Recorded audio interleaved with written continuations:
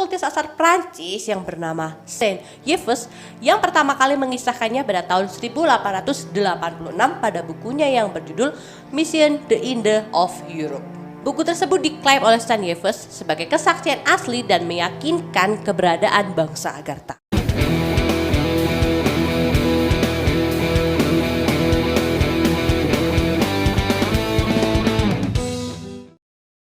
Hai guys, ketemu lagi dengan DNC Channel. Terima kasih sudah klik video ini. Kalian pernah kepikiran nggak kalau kita hidup di bumi yang bentuknya bola, terus kalau seumpama ya kita gali tanah di sini itu bisa langsung tembus ke permukaan bumi yang lainnya. Ica pernah banget kepikiran hal seperti itu waktu kecil guys. Nah, kali ini Ica pengen ajak kalian membahas tentang kehidupan lain yang berada di dalam perut bumi. Ini namanya bangsa Agartha. Katanya di sana itu kehidupannya lebih maju dari kehidupan kita yang notabene berada di permukaan bumi.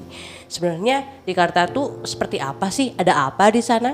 Nah, kali ini kita akan bahas, tapi sebelum kita masuk ke materinya, buat kalian baru gabung dengan DNC Channel, jangan lupa klik tombol subscribe dan klik tombol loncengnya.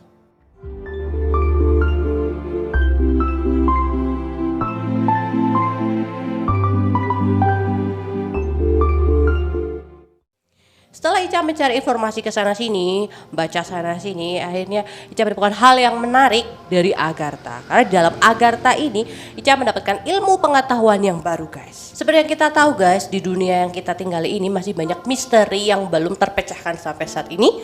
Contohnya Agartha yang katanya merupakan kehidupan yang lain yang berada di dalam perut bumi.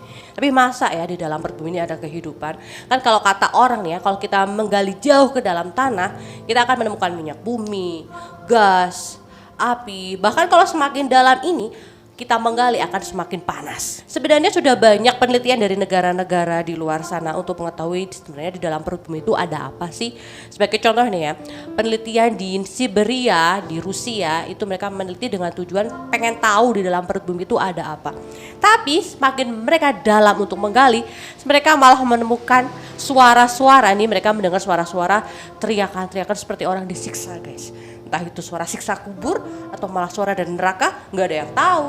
Oke guys, seperti Ica bilang tadi, kita akan membahas tentang apa sih yang ada di dalam perut bumi. Tapi kita tidak akan membahas dari segi ilmu pengetahuan pada umumnya ya. Kita akan membahas tentang teori konspirasi tentang apa yang ada di dalam perut bumi.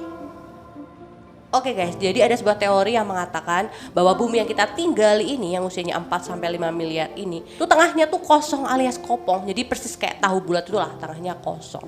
Nah dari situ muncul juga teori bahwa di dalam perut bumi yang kosong, yang kopong ini ada sebuah kehidupan yang dihuni oleh bangsa Agartha yang Ica bilang tadi. Konon bangsa Agartha ini memiliki kehidupan yang lebih maju dan teknologi yang jauh lebih maju juga dari kita yang hidup di permukaan bumi. Seorang okultis asal Prancis yang bernama Saint-Yves yang pertama kali mengisahkannya pada tahun 1886 pada bukunya yang berjudul Mission the Inde of Europe.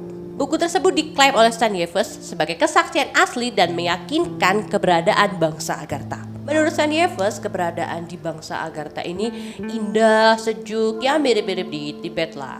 Mereka tinggal di dalam gua-gua di bawah tanah sana. Nah, Saint-Yves ini berkomunikasi dengan mereka menggunakan telepati. Dan menurutnya lagi, bangsa Agartha ini tadinya adalah bangsa penguasa yang memerintah di atas muka bumi, yang akhirnya tersingkir pada akhir zaman Kali Yuga sekitar tahun 3200 sebelum Masehi. Ya memang sih pernyataan dari Saint-Yves ini mengundang kontroversi. Tapi gak cuma Saint-Yves yang percaya bahwa inti bumi itu kosong atau kopong. Banyak juga kok ilmuwan yang sependapat dengan Saint-Yves. Contohnya nih, Edmund Halley. Pada tahun 1692 dia juga mencetuskan pendapat yang sama dengan Saint-Yves bahwa inti bumi itu kosong atau kopong. Jadi Edmund Halley itu merupakan ahli astronom dan geofisikawan yang pertama kali menemukan komet Halley. Jadi nama kometnya tuh sama dengan nama dia. Dia meyakini bahwa bumi ini memiliki kedalaman 800 km dengan 2 buah cangkang dan 1 inti bumi. Nah, di antara lempeng konsentrik inilah terdapat ruang hampa yang diyakini sebagai tempat tinggal bangsa Agartha, guys. Dan teori dari Edmund ini dipercaya banyak orang secara kontinu, guys. Jadi dipercaya secara turun-temurun. Pada abad ke-19 masih ada 2 orang yang percaya dengan teori yang satu ini.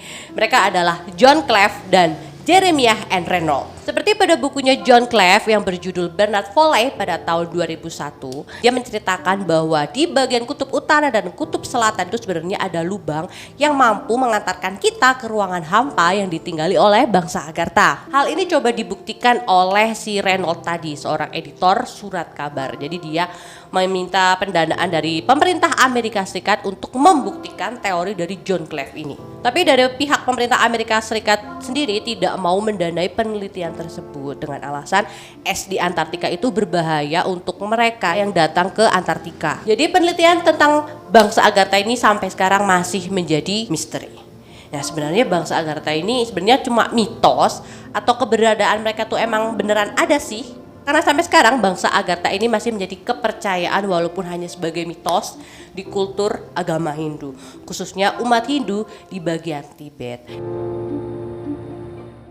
Menurut agama Hindu, Agartha berasal dari kata Aryavarta yang berarti penuh dengan kedamaian. Di kepercayaan Buddha juga sama guys, mereka mempercayai kehidupan di dalam inti bumi.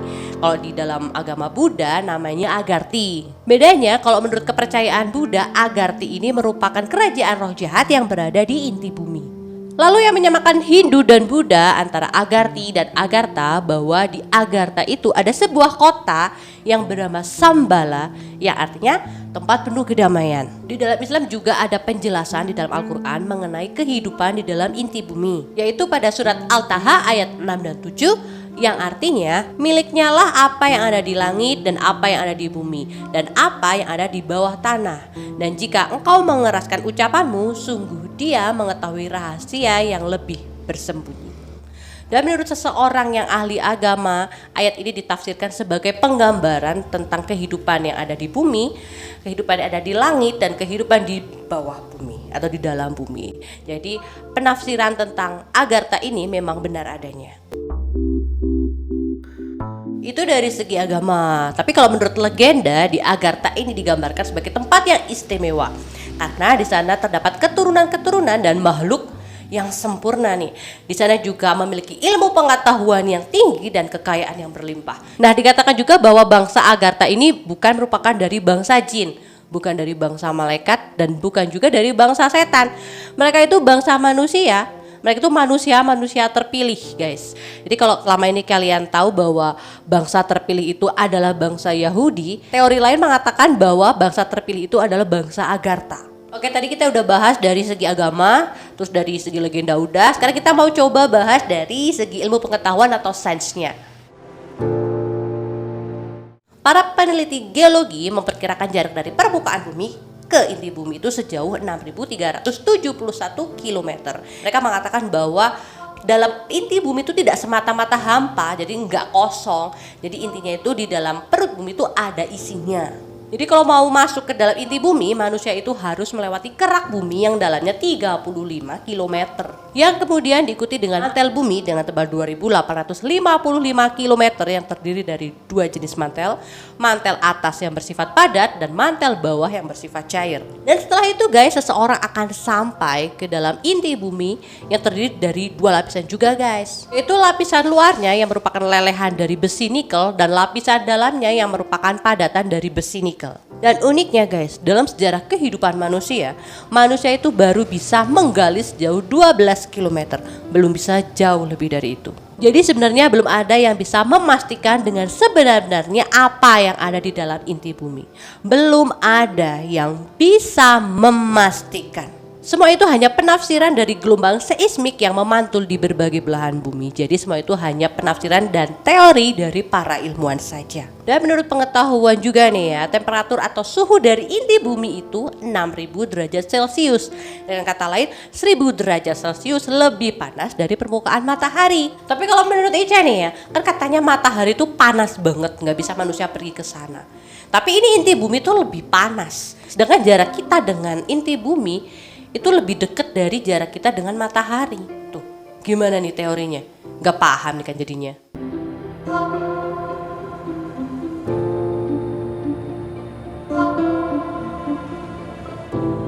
Oke Oke guys, jadi intinya belum ada yang bisa menjelaskan tentang apa yang ada di dalam inti bumi. Tapi kalau dari segi agama sih memang dijelaskan ya, dari Hindu, Buddha, dan agama Islam itu dijelaskan bahwa ada kehidupan di dalam inti bumi.